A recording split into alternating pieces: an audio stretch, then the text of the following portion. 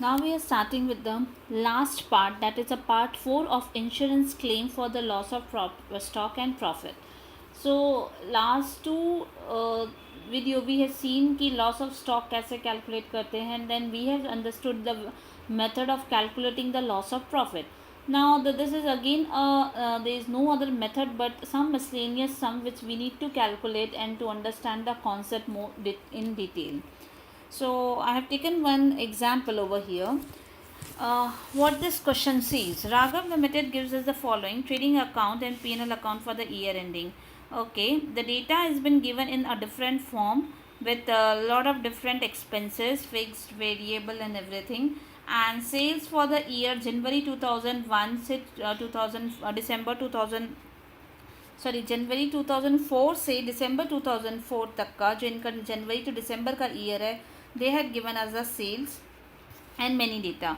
The company has taken a consequential loss policy, that is a loss of profit policy of 1 lakh, and fire occurred on 1st May, as a result of which the sales was seriously affected for the period of 4 months. Different dates के sales आपको यहाँ पर दिए हुए, sales from May to August, then January to April, and due to the rise in material price, the net profit for 2005 was expected to decline by 2% on sale. Standing charges to the extent of 4,000 were not ensured, ascertain the claim for the loss of profit. ये जो part है ये हमें detail में अच्छे से समझना है. Okay, I have made a format for you all. This format will remain the same, but here already I have made something like आग कब लगी है, जब फायर हुआ है 4 मंथ्स तक उनका डिस्टर्ब रहा, तो 1 मई 2005 से लेकर उनका 4 मंथ्स, मई, जून, जुलाई, अगस्त, सितंबर इसमें नहीं आएगा, राइट, सितंबर इसके अंदर नहीं आएगा. I just delete the September month, wait a minute, done. So सितंबर नहीं आएगा. उस केस में इन्होंने दिया हुआ है यहाँ पर आग लग गई. What I did, I have bifurcated this thing, I have bifurcated from December, because दिसंबर के बाद हमारा ईयर चालू हो जा रहा है 2005. And the now the sales figure were as follows. 1 January 2004 is been given to 30th April 2004 1,50,000. 1 January 2004, ये देखो ये वाला. अब I just take a pen over here. 1 January 2004 to what they have given 30th April, right. यहाँ पर आपका sales दिया हुआ है 1,50,000. Then 1 May 2004 to 31st August 2004. May to August 2004 again they had given 1,80,000. And then from 1st May 2005 till the date of the fire, basically they had given the sales of 30,000, which I have written over here. Then 1st January 2005 to 30th April, 1st January 2005 to 30th April. यहाँ पर बहुत ध्यान देखो, अलग अलग समय पे ये आपको अलग अलग सेल्स का डेटा दे रहे हैं. Now this been his data is given. और हमें ये मालूम है कि पिछले साल का पूरा 2004 का सेल है 4 लाख. मैंने ये फिगर यहाँ से निकाला. ओके, अब इतने सारी वैरायटी दे दिया और खाली हमें ये सेल्स नहीं दिया. और ये सेल्स अगर आपको निकालना पड़ेगा, बिकॉज, और ये निकालना भी बहुत ज़रूरी है, बिकॉज हमें पता है जब हम कैलकुलेट करते हैं हमें लास्ट 12 मंथ का सेल्स की ज़रूरत रहती है. So we need to calculate this thing to find out the September, October, November, December का cell. So what will be the sale? आपको पता है पूरे साल का सेल है 4 लाख रुपीज़. उसमें से फर्स्ट 1,50,000 आपका निकल गया, फिर फर्स्ट सेकंड का 1,80,000, तो बचा कितना, 70,000. So means this question mark is nothing but 70,000, right. अब हमें लास्ट 12 मंथ्स का भी सेल निकाल लेना है. दैट इज़ लास्ट 12 मंथ्स कहाँ से स्टार्ट होगा, मई से. 1,80,000 प्लस 70,000 प्लस 1,20,000, डन. तो हमें 12 मंथ का सेल 3,70,000 मिल गया है. अब हम जा रहे हैं यहाँ पर नेट प्रॉफिट और एंड इंश्योर्ड स्टैंडिंग चार्ज के वर्किंग के लिए. ओके, सो यहाँ पर थोड़ा सा ध्यान देना, इस बार डेटा आपको बहुत सेग्रीगेटेड दिया हुआ है. We need to calculate the things looking into the trading account and profit and loss account. So हम सबसे पहले स्टार्ट करते हैं प्रॉफिट से. हमारा प्रॉफिट नेट प्रॉफिट दिया हुआ है ऑलरेडी P&L अकाउंट में 30,000. Then we have to find out the all fix charges. अगर आप ऊपर से देखोगे, ओपनिंग स्टॉक नहीं, परचेजेस नहीं, वेजेस स्किल लेबर्स के लिए है 10,000. This is your insured standing charges because that is basically a fix charges you need to pay to your labourers, right, and they are not day to day labourers. Manufacturing expenses भी नहीं. अब हम यहाँ पर बात करेंगे standing charges के case में office expenses. Yes, office expenses is your fix expenses. Then advertisement is variable, selling is also variable, but here they have written fixed. Then 26,000 commission on sales, no, it's variable. 8,000 is again fixed expenses. And also you need to understand that they have already given over here 4,000. 4,000 is basically uninsured standing charges, so we will deduct the 4,000. Also in the profit they have included this 2,000 also, interest on securities, right. So I am deducting that 2,000 because वो हमारा business का part नहीं है. So final amount come out to be 92,000. So हमारा GP कैसे निकलेगा? That is 92,000 divided by sales, that is 4 lakh multiplied by 100, right. That comes to 23%. But उन्होंने हमें एक इन्फॉर्मेशन दी थी कि हमारा सेल्स GP इस बार rise in the material and net profit 2,000 expected to decline by 2%, right. तो यहाँ पर there is a decline and hence our 23% will become 21%, right. अब हमें यहाँ पर डिस्कशन करना है regarding the different short sales and loss of profit.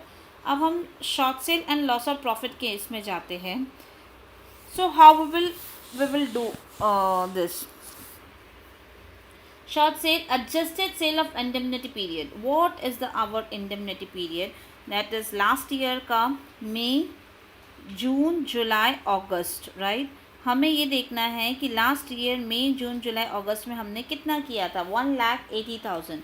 तो हमारा जो 1,80,000 है, तो डिक्लाइन होने के वजह से कितना % डिक्लाइन हुआ है सेल यहाँ पर. So you can easily calculate sales कितना डिक्लाइन हुआ है. That is 2% on sales is a GP का डिक्लाइन, राइट.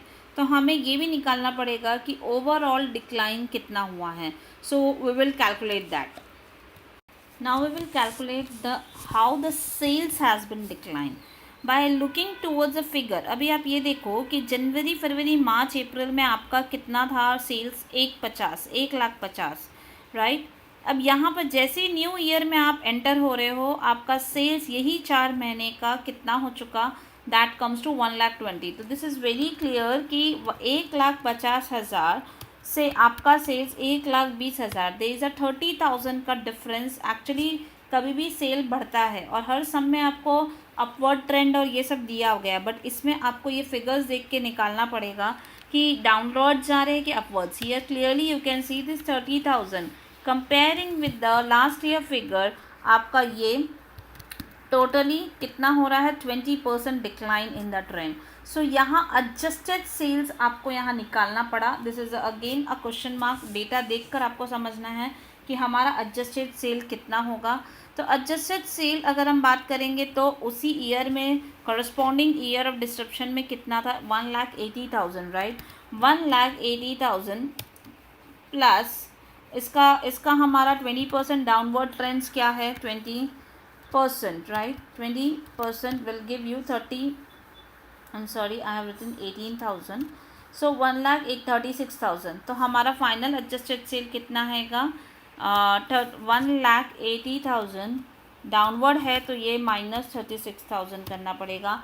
1,44,000 आइडियली होना चाहिए, पर हुआ कितना, 30,000. So what will be the short sale? Short sale will be 1,44,000 minus 30,000. That comes to basically 1,14,000 और उसके ऊपर आपने कितना GP लूज़ किया इस केस में. That is again we can easily find out by multiplying 20 21%, right. So हमने कितना 23,940 का GP लूज़ किया. Now here comes how to calculate the adjusted sale for last 12 months. Already we have calculated that is 3,74,000, right, 70,000. But हमें यहाँ पर adjustments करना है. तो 3,70,000 first you have to calculate the what you say 20% downwards trend, that is 74. ठीक है. तो अब मैं वापस से निकाल रही हूँ 3,70,000 minus 74,000 will give you the exact 2,96,000. अब इस पे आपको GP निकालना है. GP that is multiplied by 21%. सो हमारा कवरेज शुड बी एक्चुअली 62,160. यहाँ हमारे लिए कुछ भी एप्लीकेबल नहीं है. अब हम लॉस ऑफ प्रॉफिट पे आ रहे हैं, that is 23,940. But no expenses is been given and also no saving, तो gross claim हमारा same रहेगा. Now also we'll check about the average clause. You can see easily here that हमारा जो loss है that is 23,940 loss of profit, और हमारा policy is of 1 lakh. So amount of policy is more than the amount of coverage required and average clause shall not be applicable here. Hence the amount of claim easily we can find is 23,940. Okay, so I had also given you the answer. आप अपने हिसाब से भी calculate करो और check भी करो, but follow that particular method. Okay, here we'll start calculating about the amount of policy that businesses should take for the loss of profit. So amount of policy coverage कितना लेना चाहिए उसका depend करता है. हमें past year का trend को भी देखना पड़ता है. What about the gross profit we have earned in the last year, also what is our fixed expenses. So while taking the insurance policy, net profit and standing charges are estimated for the next year. Net profit and standing charges, that is nothing but a gross profit of the previous year, is taken as a basis, right? Such gross profit is adjusted for any change in the sales, variable expenses and fixed expenses. Once the adjusted gross profit has been taken out, then this adjusted gross profit, in that is nothing but net profit and standing charges, will be amount of the policy. तो हमें यहाँ समझना है कि हर एक business amount of policy कितना लेना चाहिए, इंश्योरेंस पॉलिसी, वो कैसे कैलकुलेट करना है, हम आगे ये सम में समझेंगे. Okay, so I have given you one small sum, this one. So variable expenses हमारा बिजनेस का है 30 lakhs. फिक्स एक्सपेंसेस हमारा 4.8 lakhs है. Net profit is 4.2 lakhs. Miscellaneous income 50,000 and expected turnover, ये हमारा इस साल का एक्सपेक्टेशन है. और ये जो डेटा दिया हुआ है ये हमारा पिछले साल का है, उसी को बेस लेते हुए हमें इस साल का निकालना है. Expected increase in the turnover, हमारा टर्नओवर पिछले साल से कितना बढ़ेगा वो, plus expected increase in the standing charges. तो हमारा इस साल का भी स्टैंडिंग चार्जेस कितना बढ़ेगा उसके बारे में है दिया हुआ है. So in this case first you need to find out the sales, because sales आपको पुराने पिछले साल का दिया नहीं है, और अगर आप सेल्स निकालोगे तभी आपको increase in sale you will get to know, right. And then also जब सेल्स मिल जाएगा तो हमें आराम से हमारा ग्रॉस प्रॉफिट मिल जाएगा, एंड ग्रॉस प्रॉफिट से हम एडजस्टमेंट्स कर पाएंगे. सो विल सॉल्व दिस सम. इसके लिए मैं सिंपल सा आपके लिए ट्रेडिंग एंड P&L अकाउंट बनाऊंगी. जैसे हालांकि आप इसको सिंपल फॉर्मेट में भी कर सकते हैं, लेकिन एक बार मैं ट्रेडिंग एंड P&L बनाने की कोशिश करती हूँ. ठीक है, सिंपल है. तो इसको नॉर्मल पोस्टिंग करते हैं और हमें सेल्स का फिगर मिलना चाहिए. That is most important point over here, क्योंकि सेल्स का फिगर आप कैलसी पे भी डायरेक्टली कैलकुलेट कर सकते हो, but for a simpler way आप लोगों के लिए मैं ये प्रेजेंट कर रही हूँ.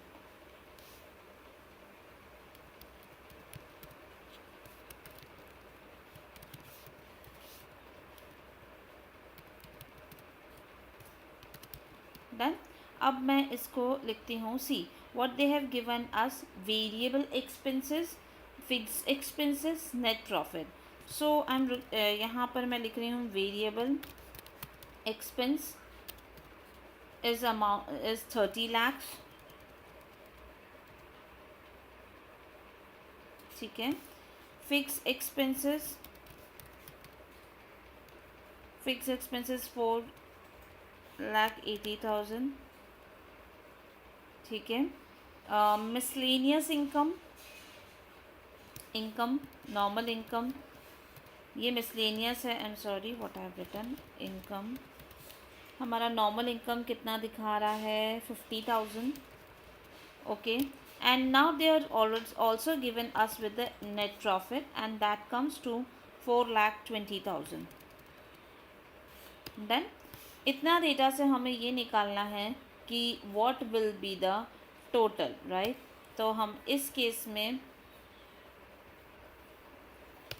सेल्स मेरा मिल जाएगा यहाँ पर balancing figure, right, that is this minus 50,000।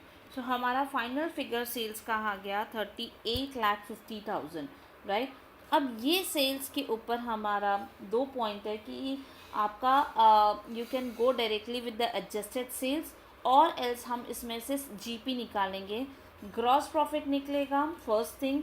Second thing, उसमें increase in the gross profit and increase in the standing charges will give us a amount of policy, okay. तो अगर हम बात करेंगे रिगार्डिंग द ग्रॉस प्रॉफिट, तो gross profit आप कैसे निकाल सकते हो, it is again very simple. आप जो भी आपका सेल्स आया उसमें से वेरिएबल एक्सपेंसेस माइनस करोगे, you will be getting a gross profit. और दूसरा एक और आंसर आप निकाल सकते हो जीपी के लिए। तो what I will do, 4,20,000 net profit, right, उसमें से मिसलेनियस इनकम हटा देंगे जो हमारा नॉर्मल इनकम है, राइट। और ऑल्सो विल यहाँ पर इन्होंने हमें कितना दिया था, स्टैंडिंग स्टैंडिंग चार्जेस हमारा फिक्स एक्सपेंसेस दैट इज़ 4,80,000। तो हमारा कितना आया 8,50,000 GP. This is a one वे। और सेकेंड वे से निकालेंगे तो सेकेंड वे से आप कैसे निकाल सकते हो, that is sales that is 38,50,000 minus variable expenses that is this 30 lakhs। तो हम दोनों वे से निकाल सकते हैं जीपी। अगर आपको याद होगा तो स्टेप 1 में हम कैसे कैलकुलेट करते थे, net profit plus standing charges, right, और उसको divided by sale, that is a percentage, but मैं बता रही हूँ net profit plus standing charges. This is a one way and this is a second way. तो both way we are getting 8,50,000 and GP. Now we need to calculate the amount of policy. Then अब amount of policy हमारे case में क्या होगा, GP जो पुराने year को हम बेस लेंगे दैट इज़ 8,50,000। देन इसमें एडजस्टमेंट होगा, एडजस्टमेंट क्या होगा, ऐड होगा, ग्रॉस प्रॉफिट बढ़ेगा क्योंकि सेल्स बढ़ रहा है। तो यहाँ पर इंक्रीज़ का जो इम्पैक्ट है वो हम देंगे, कितना आएगा, अगर आप कैलकुलेट करोगे इंक्रीज़ इज़ 8,50,000 का कितना परसेंट इंक्रीज़ हो रहा है, 20%। सो 1,70,000। और हम पॉलिसी निकालते समय हमारे अपने फिक्स एक्सपेंसेस को भी ध्यान रखेंगे कि हमारा increase in this one fix expenses कितना हो रहा है। अगर उन्होंने जो हमें फिगर दिया है फिक्स एक्सपेंसेस के, अगर हम फिगर की बात करेंगे तो दे हैड गिवन 10% राइज। तो fix expenses already 4 lakh, what is the fixed expenses, 4,80,000, right, उसका 10%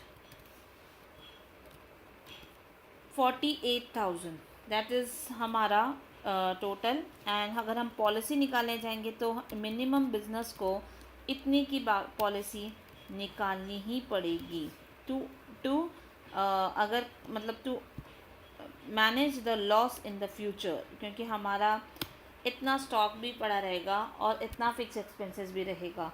सो तो 10,68,000 का पॉलिसी उन्हें बिजनेस ने निकालना चाहिए. So you can see they have done all this in this format कुछ भी हो सकता है, that is all up to you, but the final answer to find out the policy you should be very clear in this point. Okay, so again हम एक और sum देखते हैं. The trader intend to take a loss of profit policy with the indemnity period of 6 months. However he could not decide the policy amount, वो तो हमें ही करना है. And from the following you are suggested a policy amount. Turnover in the last financial year, हमें इस बार directly turnover दे दिया, standing charges भी हमें दे दिया. Net profit earn in the last year that is was 10% of the turnover and same 10 trend expected in the subsequent year. Okay, increase in the turnover अगर जो हम बात करेंगे तो टर्नओवर में इंक्रीज दिखा जाएगा एक्सपेक्टेड 30%. ठीक है, हमारा टर्नओवर बढ़ने वाला है 30% से और नेट प्रॉफिट भी बढ़ने वाला है. And to achieve the additional sale, हमें एडिशनल सेल अचीव करने के लिए the trader has to incur additional expense of 42,500. इस केस में काफ़ी सारी चीज़ें आपको रुपीज़ फॉर्म में दी हुई है, तो no issue, we will solve this sum as well. अब यहाँ पर मैं क्या करूँगी, first I try to find out the gross profit. अभी ग्रॉस प्रॉफिट हमें अगर आता, जैसे पिछले सम में हमें जो ग्रॉस प्रॉफिट आया, ठीक है, तो ग्रॉस प्रॉफिट जो हमें आएगा वो इस ईयर भी ग्रॉस प्रॉफिट का अमाउंट है. काफ़ी सारी चीज़ रुपीज़ में है तो हम रुपीज़ में सॉल्व करेंगे. सो फर्स्ट जीपी रेट कैसे निकालेंगे जो पिछले साल का था. तो हमारे पास जो स्टेप 1 का formula same I am going to apply. Net profit, right, what is the net profit given, that is turnover for the last year, that is 10% of the turnover भी दिया है और उसका 10% इज़ द नेट प्रॉफिट. तो हमारा answer क्या आएगा, 6,75,000 का 10%, तो 67500, right, this is 67,500.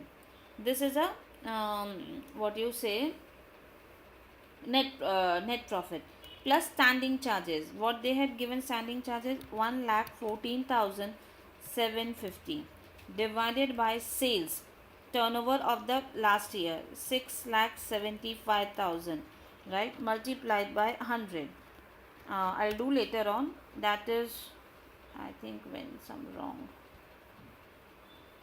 ये फॉर्मूला यहाँ अप्लाई नहीं होता है. What I will do this later I will do. ठीक है, तो हमारा आंसर इतना आया plus this divided by 6,75,000 multiplied by 100. तो हमारा जीपी रेट कितना आया, 27%. तो पिछले साल का जीपी रेट 27% बता रहा है, राइट. अब हम बात करेंगे कि जीपी अगर 27% है तो टर्नओवर हमारा दिया हुआ है कितना, 6,75,000, और they are expecting the increase in the turnover by 30%. Great. तो हमारा जो टर्नओवर दिया हुआ है 6,75,000, राइट, और उसका 30% इंक्रीज, तो हमारा in total this multiplied by 30% कितना हुआ, इतना इंक्रीज होने वाला है. तो total sale it's going to be, जो एडजस्टेड सेल मैं जिसको वर्ड बोल सकती हूँ वो क्या है, 6,75,000 प्लस, राइट, 2,02,500, 2,02,500. डन. तो हमारा न्यू सेल आ गया और न्यू सेल पे जीपी भी हम निकाल सकते हैं. तो न्यू जीपी जो हमको मिलना चाहिए that is this multiplied bye 27%. इतना तो हमें इंश्योरेंस कंपनी से चाहिएगा ही. एक minute, total sale is something went wrong, कहीं लगता है ज़ीरो ज़्यादा हुआ है. 6,75,000, राइट, और टोटल सेल, राइट. अब हमारा इंक्रीज़ इन स्टैंडिंग चार्जेस जो उन्होंने हमको बोला था, फिक्स एक्सपेंसेस कितना है, 42,500. एंड देयरफॉर जो पॉलिसी बिजनेस को निकालना चाहिए अपना इंश्योरेंस, वो कितना होगा, दिस जीपी तो मिलना ही चाहिए, and this that is 2,79,425. Done. तो ये हमारा in total how to find out the policy का आंसर्स है. You can check it out over here also. Okay. Okay, we'll start solving this sum also. What they are given, a platinum jeweler. See data बहुत variety में दिया रहेगा, आपको बस ध्यान रखना है कि आपको कौन कौन से मेजर एडजस्टमेंट्स करने हैं. So platinum jewellers wants to take a loss of profit policy for the year 2015 and 2014 का एक्सट्रैक्ट आपको दिया हुआ है. वेरिएबल फिक्स एक्सपेंसेस के बारे में डिस्कशन है. You can C cost of material, wages of skilled craftsmen, salaries, then audit fees, rent, bank charges, interest income, net profit. Turnover is expected to grow by 25% next year. Okay, तो यहाँ पर हमारा turnover बढ़ रहा है. To meet the growing working capital need, the partner have decided to avail a OD overdraft facility from their bank at 12% per annum interest. The average daily overdraft balance will be around 2 lakhs. Okay, तो ये हमें बता दिया कि fix expenses कितना बढ़ने वाला है, that is standing charges. Then the wages for the skill craftsman will increase by 20%. So ये है wages of variable because skill craftsman है and wages, but salary is 10% increase, as you can say it is a fixed expenses, standing charges. All other expenses will remain the same and determine the amount of policy to be taken up for the current year by Messrs Platinum Jewelers. Right, this is the question basically. यहाँ पर आपको दिया हुआ है. जो आपको ये ध्यान रखना है कि हमें इस सम में ग्रॉस प्रॉफिट नहीं दिया है. Once you arrives with the gross profit also with the turnover भी हमें नहीं दिया हुआ है, तो ही हम आगे सम प्रोसीड कर पाएंगे. So I had already made a trading and P&L account wherein I have posted all this same data. जैसे 18,60,000 का डेटा मैंने as a cost of sales I have kept over here. Wages 1,60,000, salary 2,80,000, audit fees 40,000, rent you can say it is been given 64,000, bank charges as usual क्योंकि हम previous year का base ले रहे हैं, अभी हम ये सब चेंजेस हो सकते हैं. Net profit they have already given 6,72,000 and also they had given us with the other income, but this was the balancing figure. This is a balancing figure जो हमें find out करना था the last year का sale which is not been given in the books. Once your sale is there, हमें क्या चाहिए, gross profit, जो main gross profit है and that to current year का एडजस्टेड ग्रॉस प्रॉफिट. क्यों? क्योंकि यहाँ पर अगर आप देखोगे हमारा सेल इंक्रीज़ हो रहा है तो ग्रॉस प्रॉफिट इंक्रीज़ होगा, वेजेस भी बढ़ रहा है, right, and cost of material भी बढ़ेगा. तो हमें यहाँ पर एडजस्टमेंट्स करने पड़ेंगे. So I am doing the adjustment. So sale for the current year का मैं सेल एडजस्टमेंट्स कर रही हूँ. Just a minute. Current year का सेल बताया हमें जो मिला है that is I am sorry, this is a previous year का सेल. जो भी मुझे करंट ईयर का सेल निकालना पड़ेगा. What is a previous year का सेल हमारे केस में? It is been given as 30,50,000. Then लेकिन इन्होंने क्या बोला है, there is a increase hike. कितना परसेंट इंक्रीज़ हुआ है? 25% increase. So I am also increasing this with 25%. Then तो हमारा now adjusted sale और you can say sale of current year जो बनने वाला है 2015 का is nothing but this plus this. Then हमारा सेल्स आ गया, ये हमारा करंट ईयर सेल्स हो गया. now अभी हमें क्या करना है? एडजस्टमेंट्स. अब एडजस्टमेंट्स में सेल्स के बाद इस साल हमारा कॉस्ट, देखो सेल्स बढ़ा है तो this is very but obvious कि आपका कॉस्ट ऑफ मटेरियल भी बढ़ने वाला है. और उन्होंने ये भी बोला है कि हमारा वेजेस, अगर आप सिंपल तरीके से ट्रेडिंग अकाउंट भी बनाओगे, ठीक है, अब मैं इसी सिर्फ ट्रेडिंग अकाउंट बना रही हूँ नेक्स्ट ईयर के लिए, तो आपको समझ में आएगा what is the difference I am telling you. Wait, no such data I am putting. Wages रहेगा, सैलरी, ऑडिट फीस, ये सब कुछ नहीं रहेगा. डन. तो यहाँ पर अगर आप देखोगे, जस्ट अ मिनट, ये टिक हटा देती हूँ। सो यहाँ पर अगर आप देखोगे वेजेस इंक्रीज हो रहा है एंड सेल्स, हमको ये फिगर यहाँ से मिल ही गया है। व्हाट इज दिस सेल्स का फिगर? दैट इज 38, ये amount, right.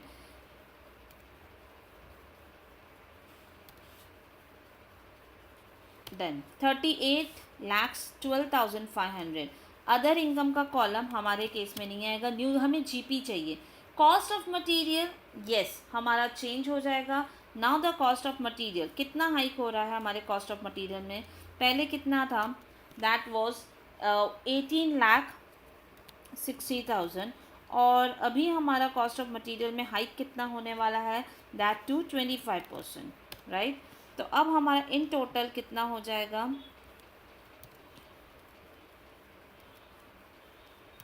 46,500, right. So total, I think I have done something wrong over here. Yes, 10, it is less. So total अगर हम यहाँ पर चेंज कर दें तो हमारा आंसर आएगा 23,25,000। देन वेजेस भी इंक्रीज हो रहा है, दैट टू 20%। कितना होगा हमारा? 1,60,000 का only 20%, right? That to 32,000. So increase कितना होगा? That to 32,000. Done. तो हमारा अब हम इस केस में जीपी निकालेंगे जो हमारे करंट ईयर का एडजस्टेड जीपी रहेगा। This minus 2,51,7,000, right. That is 12,95,500 का जीपी।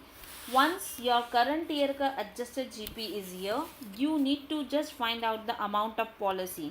अमाउंट ऑफ पॉलिसी कैसे निकालोगे? हमारा वही लास्ट सम में जैसे किया था, GP is 12,95,500।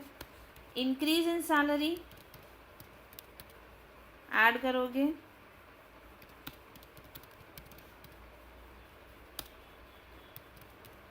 Increase in salary उन्होंने कितना बोला था? That was I suppose 10% increase होगा सैलरी में। तो 2,80,000 का 10% मतलब 28,000। और उन्होंने बोला था इंटरेस्ट भी इंक्रीज होगा। इंटरेस्ट, तो हमारा इंटरेस्ट कितना रहेगा ओवरड्राफ्ट के ऊपर में? 2 लाख है and that to 12%, that comes to 24,000। 24,000 का स्टैंडिंग चार्जेस इंक्रीज हो जाएगा। तो पॉलिसी कितने अमाउंट का आप लोगे? This plus 28,000 plus 24,000 and total policy should be 13,47,500, right. बस इसमें आपको इतना हर सम में ये ध्यान रखना है कि जीपी करेक्ट आ जाए इस ईयर का, करंट ईयर का एडजस्ट करके। वंस करंट ईयर का जीपी आएगा तो ऑल फिक्स एक्सपेंसेस को आप उसमें ऐड कर दो, दैट्स इट। तो ये आपका एक 2015 में का भी सीए के सम्स है, I had given over year along with the answer. सबके फॉर्मेट अलग है, you can use any of the format, there is no standard format, but the calculation should be right. I have also given one sum जिसके अंदर proper trading account, PNL account जो मैं बना रही थी वो आपको बना के दिया गया है, but just you need to find out the policy and also along with the some answer I had given you. Just practice this, you will able to understand कि क्या मुझे कैसे हमें निकालना है। तो this becomes very easy, but ये small part था एक बड़े chapter का। So here we are done it with, and this is the last part, and we are done it with the insurance claim. Thank you.